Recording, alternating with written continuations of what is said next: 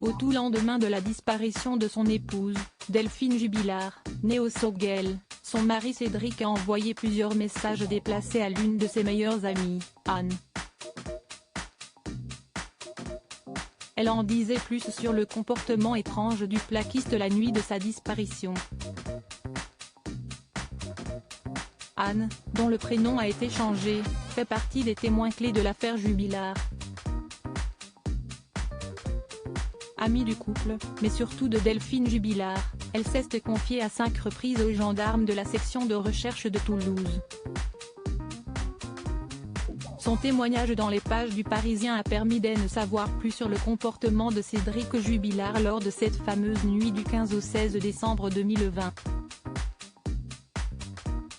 Aujourd'hui, le plaquiste reste toujours soupçonné du meurtre de son épouse et placé en détention provisoire pour homicide par conjoint. Anne se souvient des messages échangés avec Cédric Jubilard au matin de la disparition de Delphine. À l'époque, elle avait connaissance de l'existence d'un amant, sans connaître son identité. À 6 h du matin je lui ai envoyé un message très basique, « Est-ce que vous vous êtes disputé hier soir ?» Il me répond que non, que la soirée était cool. Ensuite, il me donne des détails sexuels d'une grande vulgarité qui ne concerne que lui et Delphine. En décalage total avec la situation, se rappelait-elle. Une telle nonchalance avec les amis de Delphine et alors, Anne fait l'impasse et tente d'en savoir plus. J'ai grillé Delphine sur Instagram, elle a envoyé une photo d'elle à un mec.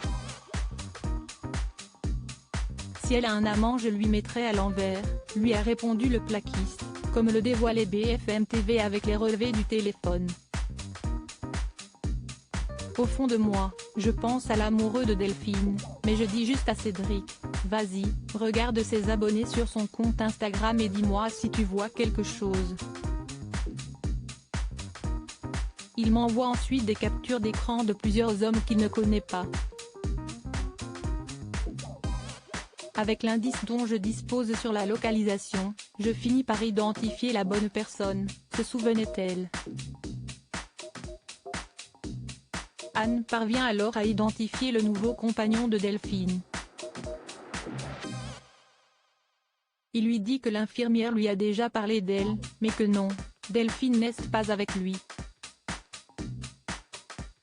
Au même moment, un hélicoptère passe devant chez moi, en rase-motte. L'image est restée gravée, poursuivait-elle, en sanglots. En plus de ses commentaires salaces, Cédric Jubilard aurait fait preuve d'une certaine froideur dans ses échanges avec les proches de Delphine, notamment le jour de sa disparition.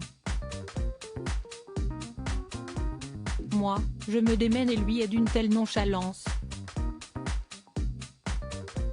Du moins dans ses messages. Ça m'écoeure. J'ai seulement repris contact avec lui le 29 décembre pour lui demander des nouvelles des enfants. Sa réponse ne m'a pas donné envie de poursuivre et j'ai coupé les ponts depuis ce jour, ajoutait-elle. Aujourd'hui, les 2 enfants de 6 et 2 ans du couple ont été placés chez leur tante maternelle.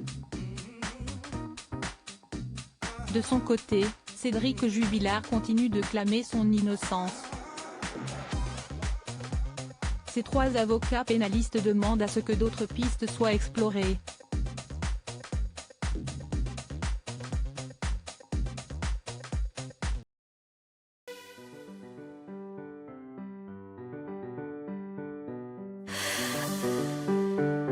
The man I love just had a heart attack,